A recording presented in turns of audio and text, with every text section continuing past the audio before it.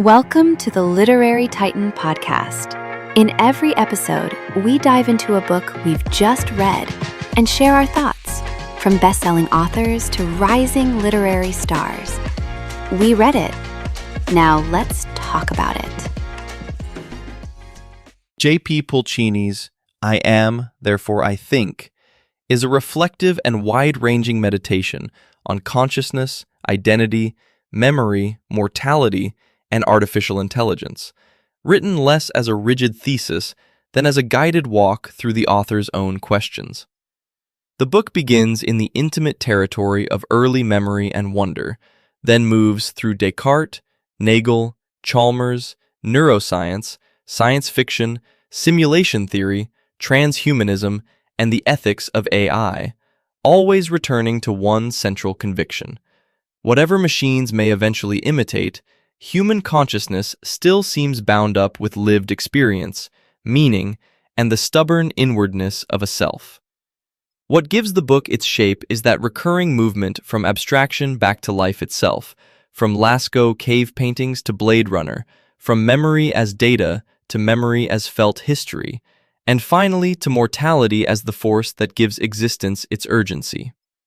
Pulcini is at his best when he stops trying to sound like a referee in a philosophical debate and instead sounds like a person genuinely wrestling with what it means to be here at all.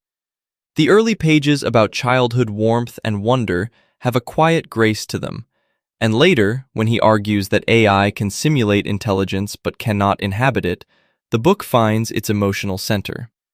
I found myself especially taken by his insistence that memory isn't just stored content, but something saturated with feeling, authorship, and private texture.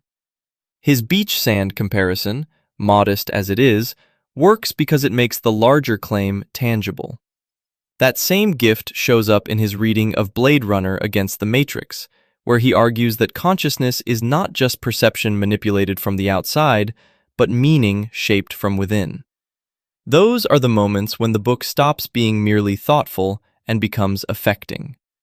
There are stretches where the synthesis of philosophy, pop culture, theology, futurism, and personal reflection feels genuinely rich. This isn't a cold, academic book. It wants to keep the mystery intact while still thinking hard around its edges. The writing is often plain-spoken rather than dazzling, yet it has a steadiness that suits the material, and when Pulcini turns to mortality, grief, and the danger of pursuing technological perfection at the cost of human presence, the book gathers real moral weight. This is a thoughtful and deeply felt book.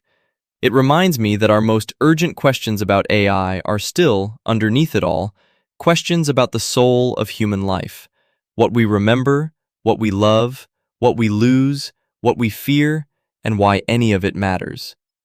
Its final mood is not triumphalist or apocalyptic, but tenderly cautionary, asking us to carry our tools forward without surrendering the fragile, mortal selves that made those tools in the first place.